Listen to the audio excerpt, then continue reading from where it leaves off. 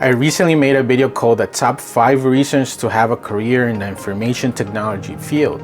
If you haven't watched that video, I suggest you start there first. On today's video, I want to give you 5 reasons why you wouldn't want to work in IT.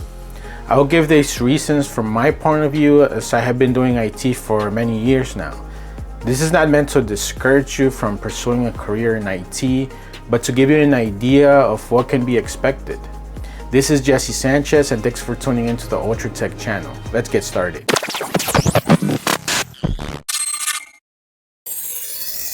While there are many benefits to working in IT, such as great pay, working with cool tech, daily challenges, and more, there are also some downsides that you will need to account for. To begin working in IT, you will need to have a combination of certifications and a college degree, which can take a few years to get.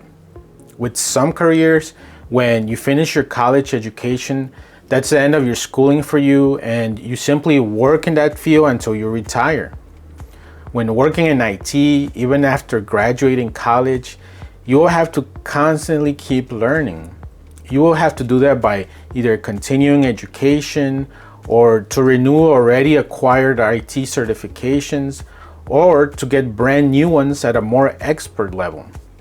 Personally, I have acquired about 15 IT certifications, and I continue to add more every year. It's also important to do this to have the latest knowledge on the newest technologies. It can be a bad look when management looks to you for your expertise and you don't know how to respond if you haven't kept up with it. If this is something that bothers you, I recommend you skip this field, or you could be stuck at the same level for a long time. At one point or another, especially at the beginning of your IT career, you'll probably have to directly work with end users. While 95% of users are great to work with, there's always a few that are a pain to deal with.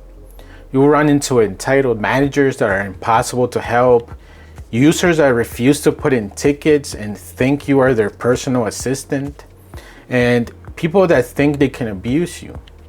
I treat everyone friendly, but if you try to abuse me, you'll get some of that same attitude back from me.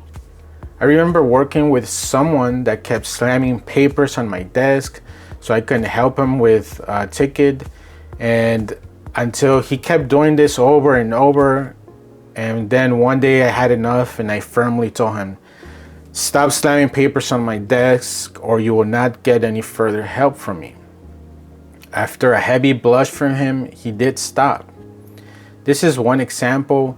However, as you get more experience, you can move on from having to directly working with people, but you might have to deal with this at the beginning of your career. If you're enjoying this video, give it a like so it can spread to other people, and don't be afraid to subscribe to the channel for more tech content. It would mean a lot to me. Now, if you work with a smaller company or maybe with an IT managed service provider, you can run into situations where you're expected to answer phone calls 24 hours a day, 7 days a week. This is not the case for every firm or MSP, but it does definitely happen. Just take a look at some of the stories in the subreddit called System Admin to see how toxic some of these companies can get. When you're first starting out as a rookie, it's easy to fall into this trap, as you are always eager to help people out, and you can end up picking up 9 p.m. phone calls even though you clocked out at 5 p.m. While it does feel good to help people out, people will abuse this power, and it won't stop unless you set some boundaries. Personally, I would not answer phone calls after I clock out, and only do so if there's an emergency with one of the services that we provide, or if I'm in the middle of a project, since it's also not cool to leave people stranded if it's from change that you are making to the environment. I also put my phone in airplane mode when it's time to sleep, because it's crucial to get that 8 hours of sleep. Again, this is not something that you will experience with every company, but you may run into this situation. If this does happen to you, don't be afraid to set those boundaries and just move on. Because if you happen to get sick from this toxicity, you are always replaceable, and it's just not worth dying for. When you're first starting out in IT, your bosses will be happy paying you the least amount of money possible and keeping you at the same position. For reason number 4, it's having to fight for promotions within your company, or not being afraid to move on to another company if they don't. However, in order for you to get a promotion, you will have to show why you deserve that.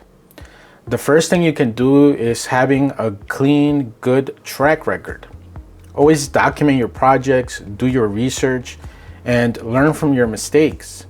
In addition to that, gain new IT certifications, and to further enhance on that, ask your manager, have a one-on-one talk with him, and ask him, which IT certification should I get to get better pay or to get a promotion?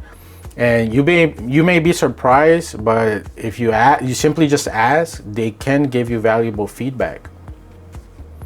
If you have done your part and they still won't increase your pay or give you a promotion, once you have a year or 2 under your belt, you can move on to a new company and you can increase your pay rate by a good amount if you just move on.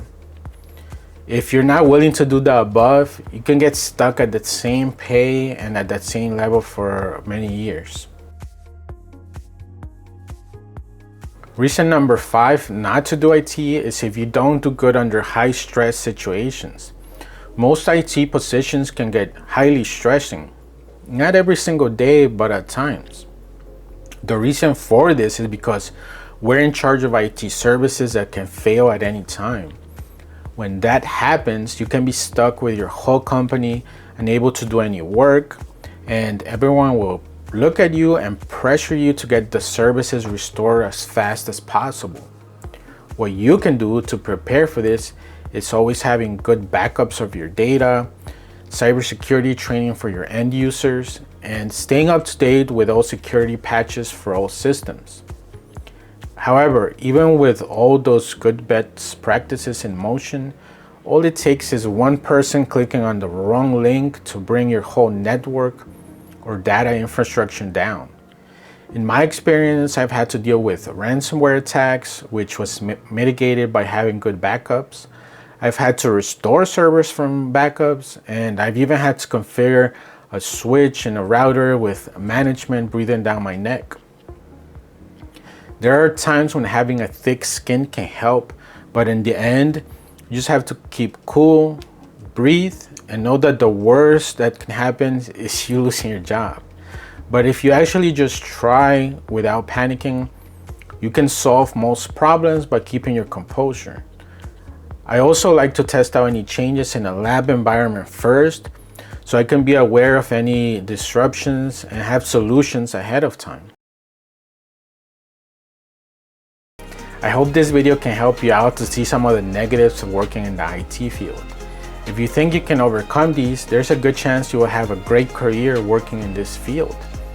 Don't let these reasons deter you from pursuing this career, but be aware of some of the stuff that you can run into. If you want to see some of the positives, check out our video called Top 5 Reasons to Work in IT, which may outweigh most of these negatives mentioned today. If you enjoyed this video, give it a like and subscribe to our channel for more tech content. Until next time, Ultra Tech out.